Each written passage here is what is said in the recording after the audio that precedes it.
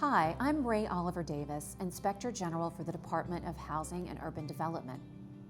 Today, my office published an audit report in which we found that the Philadelphia Housing Authority needs to improve its oversight of lead-based paint in public housing. The Philadelphia Housing Authority is the fourth largest public housing agency in the United States and has approximately 5,700 public housing units that were built before 1978. 1978 is the year that the ban on the use of lead-based paint in residential housing went into effect nationally.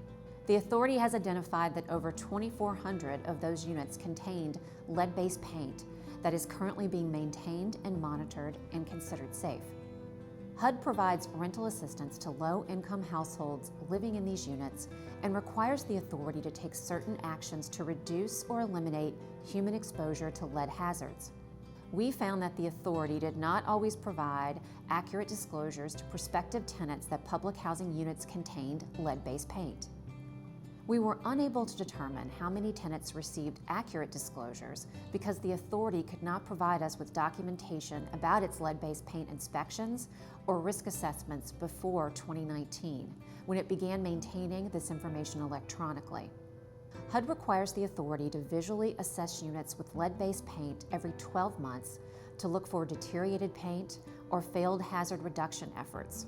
When a lead-based paint hazard is identified, the authority must address it within certain timeframes, which depend on whether children under the age of 6 live in the unit. We found the authority was not always timely in performing both the visual assessments of units and activities to mitigate identified lead-based paint hazards. We did find that the authority completed timely environmental investigations and hazard reduction activities when it became aware of a child living in a unit with an elevated level of lead in their blood. These weaknesses occurred because the authority did not have adequate procedures and controls in place to appropriately manage its housing units that contain lead-based paint in accordance with HUD requirements.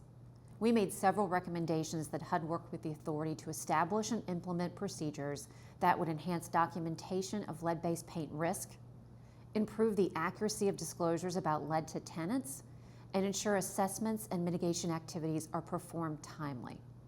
We believe addressing our recommendations will help HUD gain assurances that families participating in the agency's public housing program, including those with children under 6 years of age, are not at risk of being exposed to lead-based paint hazards.